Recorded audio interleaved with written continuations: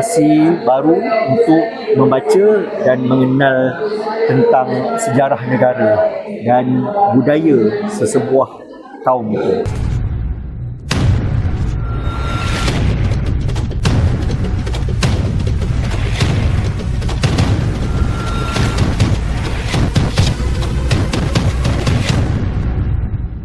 Assalamualaikum dan salam sejahtera.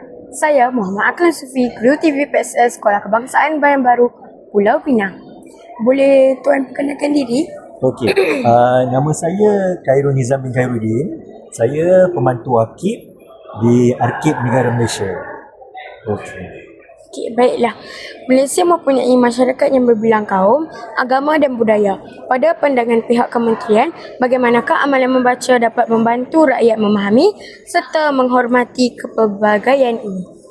Okey, dari segi pembacaan okey, kita memang galakkanlah kepada rakyat Malaysia untuk kita menghayati sesebuah kaum, bangsa dan negara tu melalui pembacaan. Melalui pembacaan tu kita dapat mengenal pasti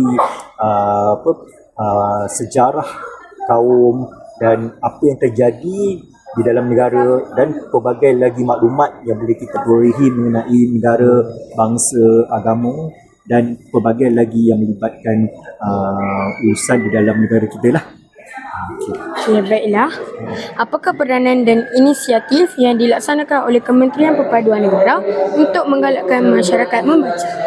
Okey, Kementerian Perpaduan biasanya Kementerian Perpaduan akan mengadakan kempen-kempen pembacaan buku dan kita akan adakan seminar-seminar yang melibatkan tokoh-tokoh dan melibatkan pelbagai aspek lah dari segi kebudayaan dan kita pun ada buat seminar-seminar di luar mana dan kita ada buat seminar mengenai kolokium bahasa kan, antaranya kita buat tentang kolokium bahasa negeri-negeri yang terpilih, antaranya baru kita buat ni bahasa Negeri Sembilan, Perak dan Sabah dan Sarawak. Jadi benda ni lah boleh menggalakkan generasi baru untuk membaca dan mengenal tentang sejarah negara dan budaya sesebuah kaum itu. Baik, sekian, terima kasih.